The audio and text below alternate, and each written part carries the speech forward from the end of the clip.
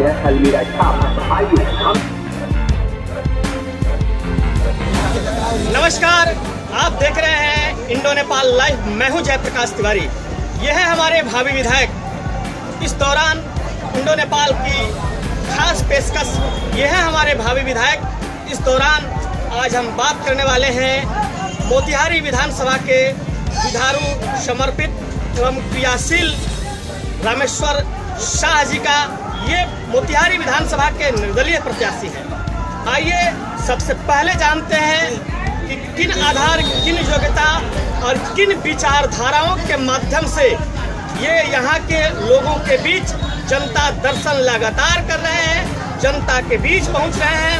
आखिर यहाँ की जनता जानना चाहती है कि इनकी विचारधारा क्या है, इनका उद्देश्य क्या है, इनका आधार क्या है। हालांकि राजनीतिक पृष्ठभूमि में जाने से पहले थोड़ी सी इनकी पारिवारिक पृष्ठभूमि के बारे में हम आप लोगों को बताएं। ये मोतिहारी पूर्वी चंपारण के वैसे मेहनती और वैसे जुझारू और वैसे कर्तव्यनिष्ठ एक चेहरा का नाम है रामेश्वर शाह, जो लगातार धरातल से जुड़े हुए ये लोग अपनी मेहनत और अपनी कर्म निष्ठा के बदौलत इन्होंने एक ऐसी वहाँ संरचना आधारभूत तैयार किया है जो चंपारण में अपने परिचय का मोहताज नहीं है। यानी सीधे तौर पे बात करें कि मोतिहारी के सबसे विख्यात होटल अन्नपूर्णा होटल के ये मालिक हैं और उसके साथ जो है कोरोना की वैश्विक महामारी या बाढ़ की त्रासदी में ये लगातार लोगों के बीच पहुंचकर पानी में और गड्ढे में तमाम सारी चीज़ें जो स्थिति शून्य हो गई थी, यानी लोगों के पहुंच से नेता लोग बाहर हो चुके थे, उस त्रासदी में रामेश्वर शाह ने यहाँ के जो लोगों को तमाम न सिर्फ पहुँचा बल्कि मदद की वो तमाम सारी चीज़ें। तो आइए अब हम सीधे चलते हैं रामेश्वर शाह के पास और जानते हैं आखिर क्यों इन्हें निर्दलीय आना पड़ा और क्या इनकी विचारधारा है। यहाँ के तमाम विधानसभा के लोग इनकी विचारधारा से अवगत होना चाहता है और जानना चाहता है कि आखिर ये जो लगातार जनता दर्शन कर रहे हैं उस बीच उसकी रहस्य क्या है, उसके आधारभूत संरचना क्या है। तो सीधे चलते हैं रामेश्वर शाह जी के पास। सबसे पहले इंडो नेपाल लाइव खास पेशकश में नेताजी आपका स्वागत है। हम और आवाम जानना चाहती है, विधानसभा के लोग जानना चाहते हैं कि आखिर इन प्रत्याशियों की भीड़ में आप खास क्या हैं और आपकी विचारधारा क्या है और आपका उद्देश्य क्या है। इस उद्देश्य की बुनियाद पर लगातार जनता दर्शन कर रहे हैं, लोगों के बीच पहुंच करके आप आशीर्वाद ले रहे हैं, दुआएं मांग रहे हैं, वो तमाम सारे लोगों को बताएं। सबसे पहले आपके चैनल को मैं धन्यवाद करता हूँ जो आपने मेरा सभा में आके मान सम्मान बढ़ाया। मेरा जो आपने पूछा कि मेरा जनता का क्या उनके प्रति वो है, जनता के प्रति मेरा झुकाव और सेवा का भावना इस कोरोना काल में आया। जो मैंने देखा कि यहाँ की इतने जितने जनप्रतिनिधि थे, वो चाहे वार्ड से हो, चाहे विधायक हो, चाहे सांसद हो, चाहे और किसी प्रकार के जिला परिषद हो, नगर परिषद का चेयरमैन, किसी ने किसी क्षेत्र में जाकर सुधीर नहीं। आज वही नेता इस चुनाव में गली गली घर घर घूम रहे हैं। उसी चीज़ को मैंने देखा, भाई जब ये समय पर नहीं आते हैं और चुनाव के समय आते हैं तो इनको जनता नकारेगी और हमको जनता चुनेगी। ये चीज लेकर हम ये सोच कर आए हैं जनता के। अगर आपको यहाँ का नेतृत्व मिलती है तो क्या कुछ खास होगा आपका मोतिहारी विधानसभा? नेतृत्व मिलेगी तो सबसे पहले मैं यहाँ को युवाओं को पलायन रोकूँगा। जैसे मैं भी एक चाइल्ड लेबर के रूप में दिल्ली गया था। चाइल्ड लेबर के दिल्ली जाने के बाद मैंने बहुत सारा काम किया। जैसे जाते पहले घर में रंग रोगन का काम किया, उसके बाद हॉस्टल में बच्चों का खाना बनाने का काम किया, घर में कोठी में काम किया, फुटपाथ पर सोए बहुत दिन। इसी तरह जो भी यहाँ से प्लान करके जाते हैं उनकी वहाँ परेशानी होती, उस परेशानी को देखते हुए मैं पहले प्लान रोकूँगा। जैसे आपने मेरा देखा होगा अन्नपूर्णा के माध्यम से मैं वहाँ दिल्ली में जाने के बाद इतने सारे काम करने के बाद मैं अपना एक बेकरी का काम सीखा। हमने एक मिठाई बनाने का काम सीखा, तो नमकीन भुजिया बनाने का काम सीखा। ब्रेड परोठी बनाने का काम सीखा। उस काम सीखने के बाद एक छोटा सा मैंने अपने फैमिली ग्रुप में ही अपना ये व्यवसाय शुरू किया। आज वो व्यवसाय बढ़ के 400-500 परिवार उसमें काम करते हैं। 4-5 मेरा शोरूम है। उसी माध्यम से यहाँ पे बहुत सारा यहाँ पे दिख रहा है जो प्लान रोकने का, जैसे ब्रेड फैक्ट्री। नेताजी सीधी हम बात करेंगे जिस धरती से आप उम्मीदवार बने हैं, ये चंपारण महात्मा गांधी की कर्मभूमि है। कहीं न कहीं ये लगता है कि यहाँ बहुत ऐसी सारी चीजें हैं जो सिस्टम यहाँ दम तोड़ रहा है, चाहे आधारभूत संरचना की बात कर लीजिए या मूलभूत सुविधा की बात कर लीजिए। वहीं मोतिहारी चंपारण के बहुत ऐसे उद्योग हैं जो बिल्कुल बंद पड़े हैं। इसमें सबसे पहला नाम है मोतिहारी चीनी मिल का। इसके साथ साथ गांधी की और जुड़ी हुई तमाम ऐसी चीजें हैं जो बिल्कुल सुसुप्त अवस्था में है और बिल्कुल बंद सा पड़ा है। उस पर आपका क्या फोकस रहेगा? चीनी मिल जो बहुत दिनों से बंद है, उसमें 2 मजदूर जो जल के मरे हैं, उसकी दर्द अभी तक हमको रखा है। लेकिन हमारे मतलब हम लोग को उतना पावर नहीं है, उतना मेरे पास वो अति नहीं है पद जो मैं उसकी आवाज़ उठाऊंगा। इसी आवाज़ उठाने के लिए मैं जनता के बीच आया हूँ। अगर जनता हमको चुन के भेजेगी तो पहला आवाज़ मेरी चीनी मिल होगी, दूसरा आवाज़ मेरी मोती झील होगी जो 30 वर्षों से मोती झील को ठगा जा रहा है। तीसरा आवाज़ मेरी होगी लखौरा का प्रखंड का, जो कई वर्षों से नेता यहाँ वादा करके जाते हैं और भूल जाते हैं। यहाँ पे देखा होगा आपने, यहाँ पे शिव मंदिर है। शिव मंदिर के बगल में जो एक पोखरा है, इतना सौंदर्य पोखरा है, उस पोखरा को अगर टूरिज्म के रूप में बनाया जाए तो मोतिहारी के लोग यहाँ आएंगे छठ कर। उसको मैं ये थे हमारे साथ मोतिहारी विधानसभा के निर्दलीय प्रत्याशी रामेश्वर साह, जिन्होंने इंडो नेपाल लाइव की स्पेशल पेशकश में इन्होंने वो तमाम सारी चीज़ें अपनी विचारधारा और अपने उद्देश्यों पर रखा। सीधा तौर पर इन उद्देश्यों के आधार पर इनका कहना है कि जब कोरोना की वैश्विक महामारी से चंपारण पूरी तरह करा रहा था, आवाम परेशान थी, लोग परेशान थे, ऐसे में जनप्रतिनिधि की उपस्थिति बिल्कुल ही अनुपस्थिति थी, यानी नगण्य थी। दूर दूर तक कोई कहीं नहीं दिखते थे, यानी आम से लेके आवाम पूरी तरह परेशान थी। तो कहीं न कहीं उनके परेशानियों को देखते हुए इन्होंने यह बीड़ा उठाया कि क्यों नहीं हम इन जनमानस के बीच पहुंचकर, इन आम से खास लोगों के बीच पहुंचकर कम से कम इनके दुख को बांटे। यानी कुल मिलाकर सीधा जनमानस की भावना इनको कोरोना की वैश्विक महामारी से शुरू हुई और वहां से लगातार ये गरीबों की सेवा करते आ रहे हैं। वहीं इन्होंने जब नेतृत्व मिलने की बात इन्होंने बताई तो इन्होंने कहा कि अगर यहाँ की जनता का आशीर्वाद और सहयोग मुझे मिलेगा तो सबसे पहले यहाँ बंद पड़े चीनी मिल को मैं चालू करवाऊंगा।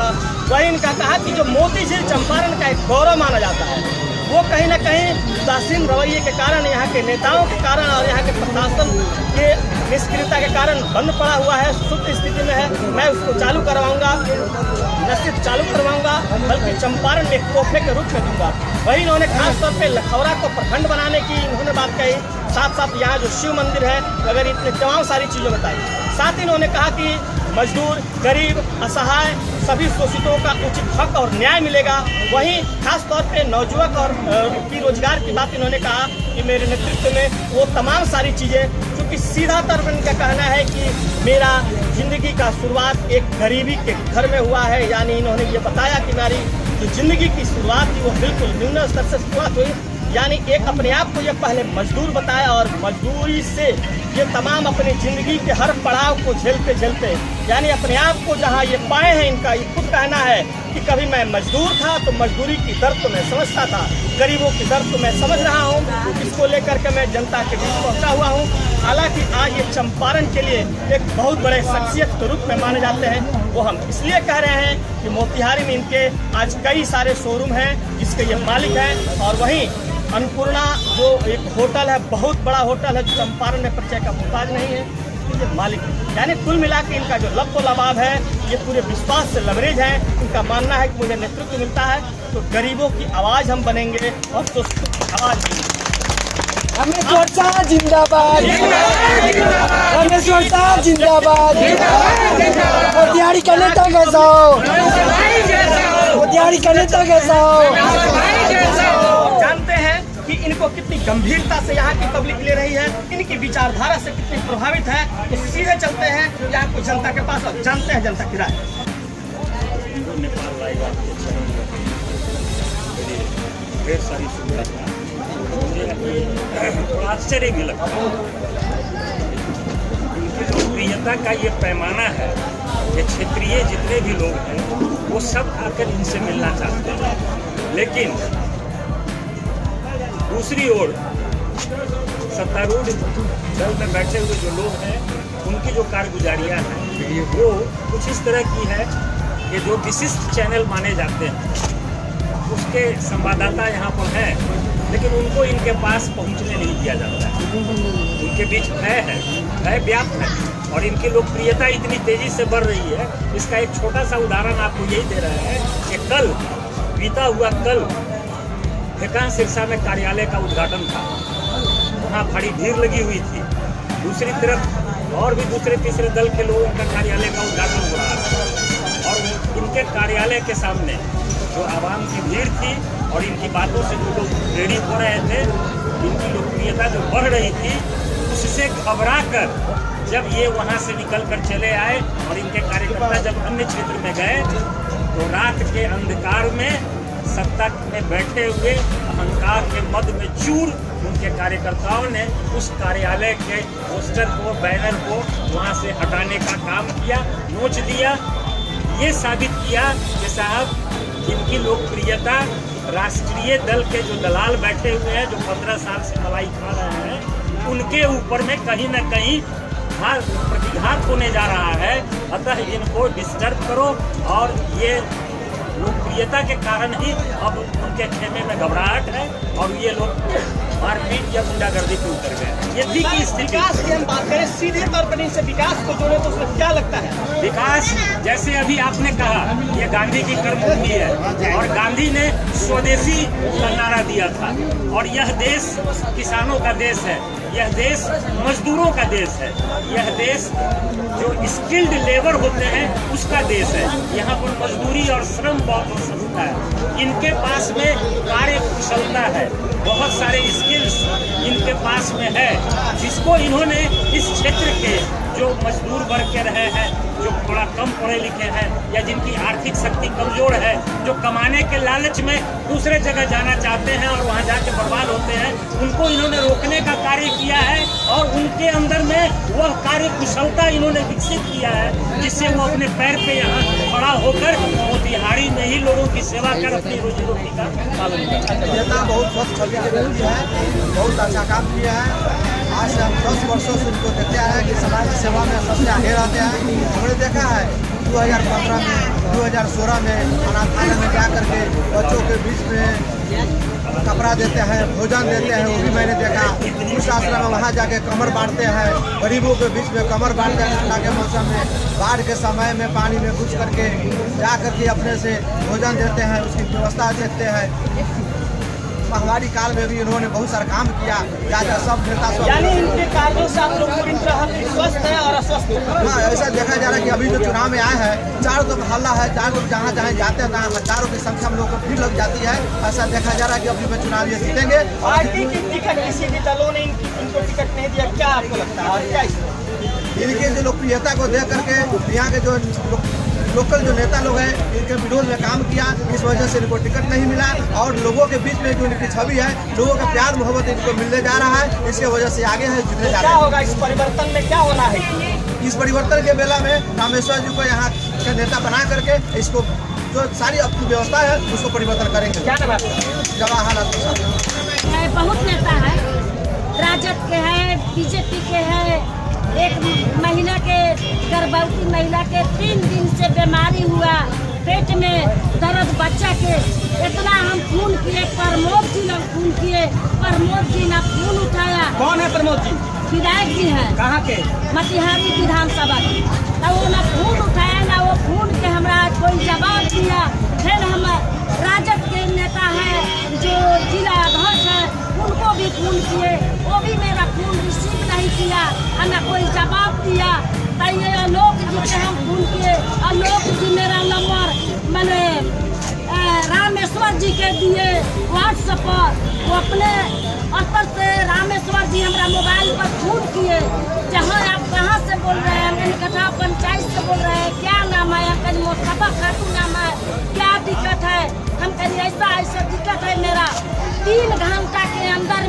हमरा के देंगी कीन के भेज रहे रामेश्वर जी। हेन देखलन जहाँ यहाँ पर चूल चौका नहीं पड़ रहा है, तो जाके 350 पाउटी चिवड़ा के मीठा के ले आकर के हमरा बाढ़ पीड़ित में बंटवाया। यानी इनके काम से पूरी तरह संतुष्ट है आप? एकदम संतुष्ट है हम क्या लोग। सोच रही हैं आप लोग महिलाएं हैं तो क्या विचार है इस बार, क्या परिवर्तन है? हमरा यही सोच है कि सारा जनता मिल करके हमने निर्दलीय उम्मीदवार के हम लोग भारी से भारी महत्व बना करके हम लोग सदन में पहुँचा। तो मुझे उम्मीद है कि हमारे जितने युवक लोग हैं और लखौरा पंचायत के जितने मेरे भाई बहनों हैं, मैं विश्वास के साथ इनके कंधा में कंधा मिला के चलता हूँ। और बिजला टोला से हूँ, पिता का नाम मुकेश्वर शाह है। मैं 40 वर्ष से लुधियाना काम कर रहा हूँ। नेताओं का रिक्वेस्ट करते करते मैं थक गया। आज 13 में हमने वर्कशॉप लेके आया है, यहाँ अपना गति चौक पर वर्कशॉप है। फिर भी सभी नेताओं से हमने रिक्वेस्ट किया कि हमें सुविधा दो, कोई सुविधा नहीं दिया। आज तक मैं एक मशीन लेकर रोड पर कमा रहा हूँ, वो खा रहा हूँ। मैं लुधियाना के प्रवासी मजदूर संघ के प्रधान हूँ और वहाँ से डिस्चार्ज होकर मैं अपना मशीन लेकर यहाँ आ गया हूँ। नेताजी से रिक्वेस्ट है और नेताजी हमें आश्वासन दिए हैं कि आप कीजिए, और हम लोग भी कहे हैं कि हमारे भावी नेता हैं, ये हो जाएंगे तो हमारे नौजवान हमारे थ्रू या नेताजी के थ्रू प्रोग्रेस करेंगे, उनको रोजगार मिलेगा। इंडो नेपाल लाइव की इस टीम ने जब यहाँ के प्रत्याशी रामेश्वर शाह की विचारधारा से जब जानकारी ली और यहाँ के लोगों से इनकी गंभीरता और विचारधारा के बारे में जब जानकारी ली, तो इंडो नेपाल लाइव की टीम ने जो सर्वे किया, जो आप देख रहे हैं, ये तमाम सारी भीड़ इस बात की पूरी तस्दीक करती है, इस बात की पूरी तरह ये निर्भर करती है कहीं न कहीं इस नेता की लोकप्रियता इस क्षेत्र में बरकरार है। मेरे पीछे भीड़ ये बताने के लिए काफ़ी है कि कहीं न कहीं इस नेता की विचारधारा को सुनने के लिए और इस नेता की जो किए गए कार्यों को देखने के लिए, समझने के लिए, इससे प्रभावित होकर के ये तमाम सारी भीड़ इनके कार्यालय में पहुंची है। और इन लोगों से जो मैंने बातचीत की, इस बातों का लब्बो लबाब आखिरी में यही आया कि नेता यही होगा, नेता वही होगा जो काम करेगा और सुख दुख में गरीबों के साथ चलेगा, साथ रहेगा, साथ ही रोजगार की जो व्यवस्था करेगा, वही नेता है। यानी सीधे तौर पर इनके द्वारा किए गए कार्यों से पूरी विश्वास और लवरेज है।